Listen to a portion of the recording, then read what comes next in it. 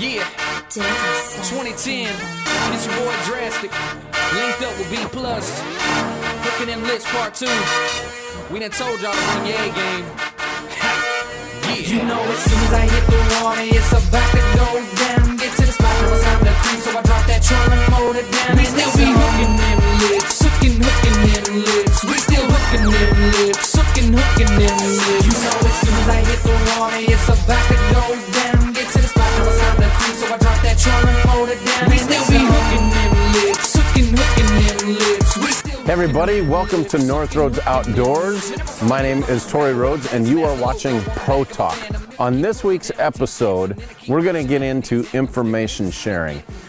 There's been a lot of things out there lately about these pro circuits go to a certain lake and they talk to a local that is really successful, and a couple guys might get access to just 50, 60, 70, 80, 100 waypoints, getting maps marked.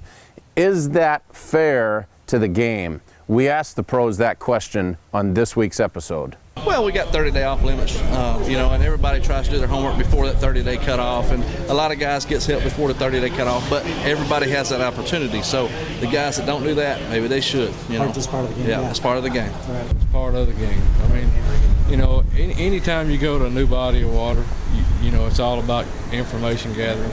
And a lot of the information that the guys gather isn't necessarily specific places. It's more general information. What areas hold what quality of fish. And these guys are good enough, they'll go in there and figure out how to catch their fish. But it's just basically breaking the lake down and figuring out what area of the lake or river system you need to spend your time in.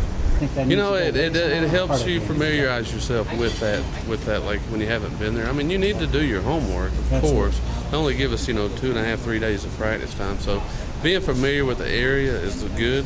Having certain spots is not. I've never been a believer that you can go catch someone else's fish, because you just can't. I mean, and if you think you can, you're fooling yourself. If you think you're going to beat these guys in a 4-day tournament on somebody else's fish, you're fooling yourself.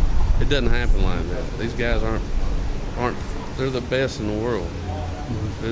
They really are. And a local's not any better. I promise you. Just because you're a local in these lakes doesn't mean you come out here and compete with these guys in a 4-day tournament. You're probably going to get beat because you're going on past history. Wow. And they were there yesterday. Well, they're not here today. These guys find them each and every day. And we fish a lot of spots that they'll win on one day, but they're not going to hold off for 4. And if you don't have enough confidence in your fishing ability and your decisions to take off and move, that's where these guys will just beat the snot out of you. Confidence that is the major player in this game. Well, I don't think you can ever get rid of it. We have an off-limits period. Everybody observes that. As far as getting local information, it's useful. You got to realize we only have 2.5 days basically when we get to these bodies of water, and a lot of times it's the first time we've ever seen it in our life. So, especially on a place like this, information can be a lot of different things. It being fishing locations or wing dams that you can run over and can't run over. It saves you a lot of time, and we all appreciate it. But it's not something that's critical for everybody out here.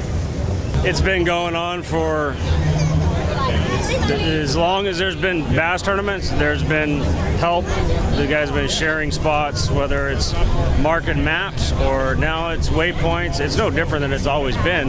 Bottom line, a waypoint still doesn't win a tournament. The angler wins the tournament, and so I feel like if I do my job, I'm going to still beat guys with waypoints. So. Well, there you have it, everybody. Information sharing with the pros that we interviewed is basically a non-issue. It's always been a part of the game, and it always will be. Next week on Pro Talk, we're going to get together with some of the veterans on the Pro Tour that have been around forever. And we're going to ask them the simple question, how tournament fishing has changed throughout the years in their careers. Thanks for watching, everybody. Make sure if you have any comments, post them below. Check us out on Facebook. Thanks for watching Pro Talk on North Roads Outdoors. You came from the baseball world, I believe, didn't you? Right. Well, I played college ball and a few years of some minor league ball and some independent leagues up north. With who and where? I played for the Richmond Roosters, Joliet Claws. In Illinois? Yeah, in Illinois. That's right. And where'd you play college ball? I played at Huntington. That is in Montgomery, Alabama. That's where I graduated. Gotcha. from. And you're a fastball heat thrower, aren't you? I threw pretty hard. Were you a pitcher? Yeah, I was a pitcher, right-handed. I wish I was left-handed. I'd probably still be up there. I didn't have a lot of control either, though. That's one thing that was holding me back. But I threw really hard. Threw in the low 90s. Could you hit worth the darn? No, not a lick. Couldn't hit a lick. I got you. Yeah, and I could crush a softball, but I can't hit a 70-mile-an-hour fastball though. Yep.